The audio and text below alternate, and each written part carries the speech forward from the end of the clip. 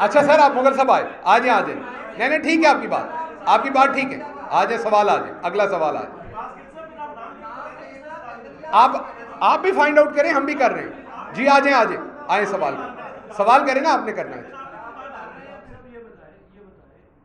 یہ ایک میں تھوڑی سی بات کر دوں، یہ ہوتا ہے جب ہم پہلی دفعہ بھی حکومت میں آئے تھے نا، میں نے پہلی 2-3 پریس کانفرنسز کی تھی، تو ایسا ہوتا ہے کیونکہ آپ میرے بھائی ہیں، میرے لیے محترم ہے. جتنا بھی آپ ٹوکیں گے میں نے تو اپنی بات کرنی ہے. ہاں جی آپ کا سوال ہو گیا. جی میں ادھر لے لوں، انہوں نے بھی سختی سوال کرنا، ادھر سے لے لیتا ہوں. جی بھائی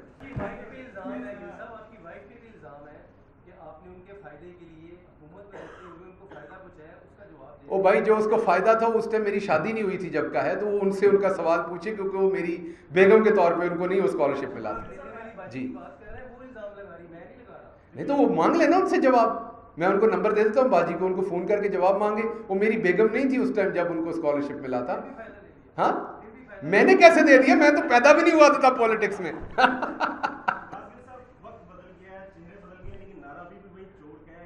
یہی رہنا ہے آپ کو. یہ اس ملک کی اصل فساد کی جڑ آپ یاد رکھیے، چوری ہے.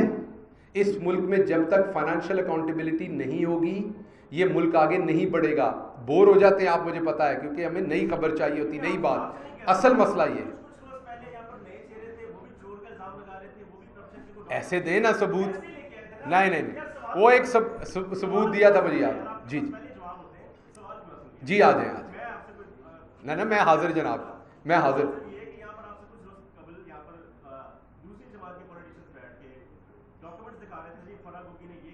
ہاں ہاں ہاں ہاں ہاں ہاں.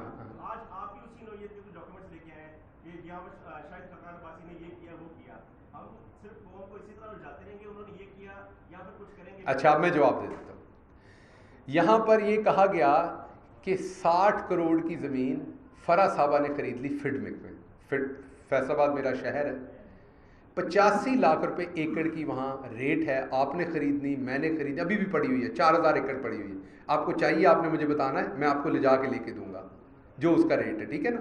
ابھی میں ٹیلی ویژن پہ آپ کو چیلنج کر رہا ہوں، آپ کو 10 ایکڑ چاہیے، 20 چاہیے، آپ کوالیفائی کرتے ہیں، آپ کو میں لے کے جاؤں گا، اسی ریٹ پہ ملے گی آپ کو فڈمک میں. ٹھیک ہے. جس میٹنگ میں فرا صاحبہ کو زمین ملی وہ 7 یا 8 کروڑ کی زمین تھی قسطوں پہ. 7-8 کروڑ پورے نہیں دینے ہوتے بزنس کرنے کے لیے، اس پہ آپ کو قسطوں پہ وہ زمین ملتی. اسی میٹنگ کے اندر ایاز صادق کو 2 اس طرح کے پلاٹ ملے. تو میرے پاس ان ڈاکومنٹس کے جواب ہیں. وہ ساری فیبریکیشن تھی. وہ جو ادھر شیخو پورے سے لاہور والی بسوں میں جنتریاں نہیں بیچتے، سانڈے کا تیل بیچتے ہیں، وہ والا کام تھا. میں آپ کو یہ F7 فیصل بینک کی TTs کے ریکارڈ دے رہا ہوں، انڈین کمپنی بتا رہا ہوں، 14 کروڑ بتا رہا ہوں جو کنسلٹنسی پہ ہوا. اب چلو تم 7 کروڑ واپس کرا دو قومی خزانے میں، تیری مرضی ہے، مجھے تو میری جان، مجھے مسئلہ ہی نہیں ہے. تجھے 14 نہیں کرانا تو 7 کروڑ کرا دے، واپس کر، کچھ نہ کچھ واپس کر. اچھا اگلا سوال کر لیں. مطلب جس ریٹ پہ آپ نے ڈالر رکھنا رکھ کے واپس کر دیں. میں یہ کہہ رہا ہوں، نہیں یہ بات نہیں ہے. دیکھیں کل کو کوئی رشوت لے گا، سن تو لے میری بات، تو سن لے میری جان، بات سن. آپ اپنی جگہ ٹھیک کہہ رہے ہوں گے، میں نے آپ کو اپنا پوائنٹ آف ویو دینا، آپ نے اپنا دینا. میرا پوائنٹ آف ویو یہ کہ جب آپ فیڈرل منسٹر ہیں ایک محکمے کے، آپ اس محکمے سے ریلیٹڈ کسی کمپنی سے اگر کنسلٹنسی فی لے رہے ہیں تو یہ کرپشن ہے، پہلی چیز. دوسری چیز، آپ ایک غیر ملکی کمپنی سے لے رہے ہیں تو اس میں غداری کا ایلیمنٹ بھی آ جاتا ہے. یو نیور نو وہ کس لیے لیے جا رہے ہیں. تو انویسٹیگیٹ ہو، وہ جواب دیں کہ یہ کون سی والی پھپھو تھی جنہوں نے انہیں یہ 14 کروڑ بھیجا. میرے مطابق 14 ہے، آپ کے مطابق ڈالر کا ریٹ اس ٹائم فرق تھا، 7 کروڑ تھا. تو وہ ایسا کریں، ریٹ میں نہیں پڑتے، وہ اتنے ڈالر واپس دے دیں، 5,38,000. میں جانوں، میرا کام جانے کس ریٹ پہ وہ ڈالر چلتا ہے پاکستان کے خزانے میں، وہ میں کر لوں گا، آپ کو ساتھ لے جاؤں گا. آج آپ ساتھ جانا چاہیں تو اسلام آباد لے جاتا ہوں. وہ تو شاہد خاقان عباسی صاحب سے 5,38,000 پورے بتا دیتا ہوں میں اماؤنٹ. $895 مجھے لے دیں، میں آپ کے ساتھ ریٹ کے چکر میں نہیں پڑتا بھائی صاحب.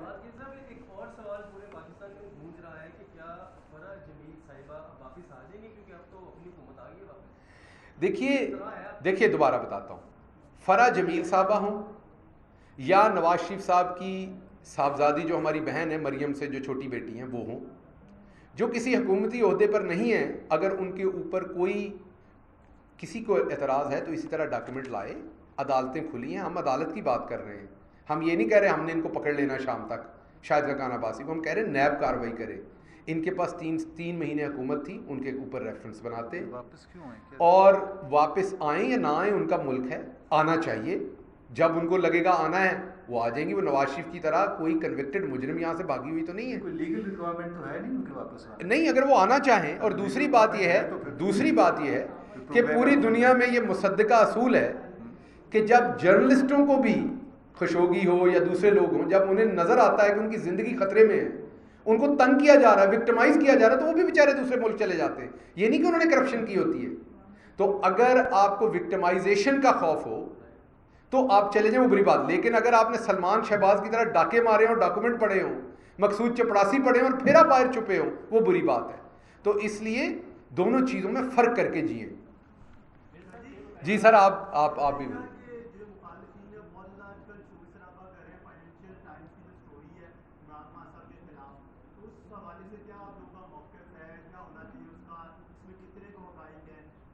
دیکھیے بڑی سادہ بات ہے.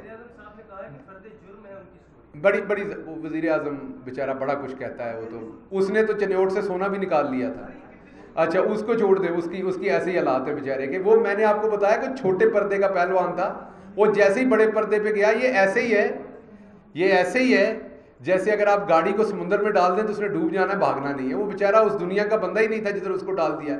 وہ ہے زیادہ سے زیادہ میئر کسی شہر کا لگا دیں، زیادہ ڈی سی لگا دیں، کمشنر لگا دیں، بوٹ پانی کے پہن کے کھڑا ہو جائے گا، وہ لوگوں کے سر پہ ایسے ایسے ہاتھ کر دے گا. وہ دیکھا نا آپ نے، جسے سر پہ ہاتھ رکھ رہا ہے اس کی بات نہیں سن رہا، بس سر پہ ہاتھ رکھ رہا ہے کیونکہ کیمرہ آن ہے. اس کے یہ کام ہے.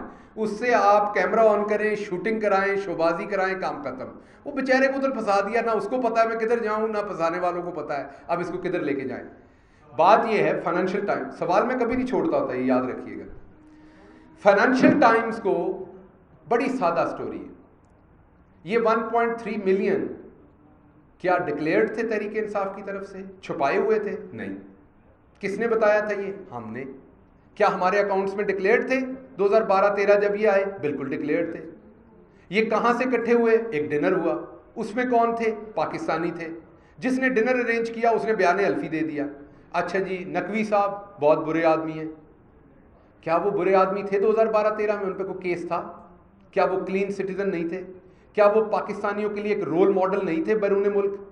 کیا وہ سب سے زیادہ کلرڈ، آپ دیکھیں نا، آپ کے ملک کا کوئی جنرل ہو، آپ کے ملک کا کوئی 22 گریڈ کا بیوروکریٹ ہو، آپ کے ملک کا کوئی صحافی ہو، کوئی بہت بڑا ڈاکٹر ہو، وہ غداری کے جرم میں پکڑا جائے تو جن سارے لوگوں نے اس کے ساتھ کام کیا ہوتا ہے، سلوٹ کیا ہوتا ہے، سٹار لگائے ہوتے ہیں، وہ سارے مجرم ہیں. انہیں کیا پتا اس نے 10 سال کے بعد کوئی جرم کرنا ہے کہ نہیں؟ آج بھی عارف نقوی صاحب کے اوپر کوئی جرم ثابت نہیں ہے، الزامات ہیں. یہ ہمیں دیکھنے کو ملا ہے کہ جو بھی پاکستانی بیرونی دنیا میں تگڑا ہو جاتا ہے، ایک ہندوستانی لابی اس کو نیچے کرنے کے لیے اس کے اوپر الٹے سیدھے الزامات لگاتے ہیں. ہم نے امریکہ میں بھی دیکھا ہے یہ پاکستانیوں کے ساتھ ہوتا ہوا، ہم نے دبئی میں بھی دیکھا، ہم نے یہ یو کے میں بھی دیکھا ہے کہ کوئی پاکستانی تگڑا ہو جائے سیاست میں، بزنس میں، کسی صحافت میں، اس کو انڈین لابی دبانے کے لیے کام شروع کر دیتی ہے. اب نقوی صاحب کے اوپر تب تو کوئی جرم بھی نہیں تھا جب انہوں نے یہ فنڈ ریزر کیا. وہ ایک کلین نیٹ، بہت ہی باعزت اور بہت ہی رول ماڈل پاکستانی تھے. انہوں نے فنڈ ریزر کیا، وہ پیسہ اکٹھا ہوا، ہم نے ڈکلیئر کیا، ہم نے بتایا، ہم نے الیکشن کمیشن کو دیا، یہ پیسہ ہمارے پاس آیا تھا.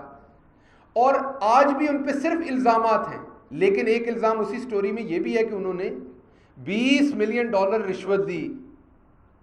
ٹھیک ہے نا جی، نواز شریف کو. اس کا جواب کس نے دینا ہے؟ اس کا ابراج گروپ. مجھے نہیں پتا انہوں نے دی کہ نہیں، میں دوبارہ کہہ رہا ہوں، یہ اس سٹوری نے الزام لگایا جیسے اس نے ہمارے پہ الزام لگا دیا. ہو سکتا وہ الزام بھی جھوٹ ہو، مجھے نہیں پتا، لیکن ہے تو صحیح نا. تو وہ جواب دینا اپنا. یہ وہ کہہ رہے ہیں نا چارج شیٹ ہے، اپنے پرا دی چارج شیٹ کا بھی جواب دے دو. ہم نے تو پیسہ اکٹھا کیا اوورسیز پاکستانیوں سے، بڑا فخر ہے، پہلے بھی کیا، آئندہ بھی کریں گے. ہم آپ کی طرح 4 سیٹھوں کے ساتھ مل کے ان کے پیسے سے الیکشن لڑ کے بعد میں ان سیٹھوں کو فائدہ دے کے عوام کا خون چوسنے والے نہیں ہیں. ہم $10 $100 اپنے پاکستانیوں سے اکٹھا کر کے آپ لوگوں کا مقابلہ کرتے ہیں، اور پہلے بھی حکومت میں تھے، آج دوبارہ حکومت میں بیٹھے ہیں اور انہی پاکستانیوں کی مدد کی وجہ سے بیٹھے ہیں.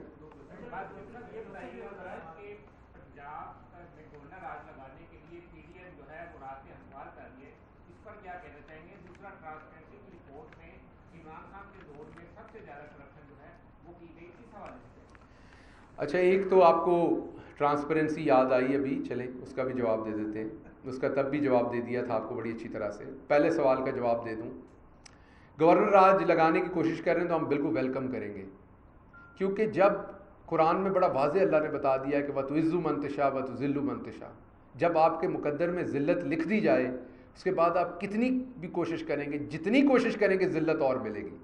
تو میں بلکہ ان سے گزارش کروں گا کہ ضرور لگائیں گورنر راج، تاکہ اگر کوئی لتر پین والے رہ گئے نے تو وہ بھی تمہیں پبلک کو پی جان۔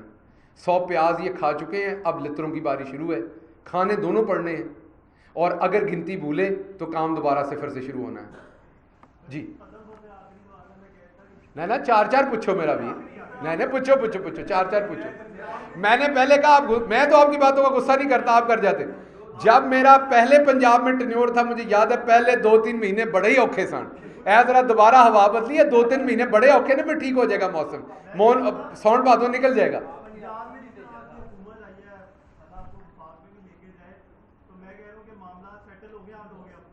کس کے ساتھ پوچھ لینا، نہ پوچھ لو، ہمت کرو نا، سوال پوچھا تو پورا پوچھو، پورا نام اس کو لینے دینا، آپ نہ مدد کریں، اس کے منہ میں زبان ہے۔ کس کے ساتھ؟ تو آپ کہنا چاہ رہے ہیں کہ پہلے ہمارے معاملات ان کے ساتھ سیٹل نہیں تھے، ہمارے ساتھ جو ہوا وہ ان کے ساتھ معاملات نہیں سیٹل ہونے کی وجہ سے ہوا ہے۔ آپ کا نام کیا ہے؟ یہ جی فراز صاحب جی این این سے کہہ رہے ہیں کہ نیوٹرلز کے ساتھ ہمارے جو تعلقات ٹھیک نہیں تھے اس کی وجہ سے ہماری حکومت گئی۔ تو آئی ایس پی آر صاحب ذرا چٹھا صاحب سے بات کریں کہ ان کو پورا مکمل جو ہے نا جواب دے کہ ہمارے تعلقات ٹھیک تھے یا غلط تھے، یا آپ انہیں جواب دیں۔ یار میں نے تو آپ جواب دینا ہے نا۔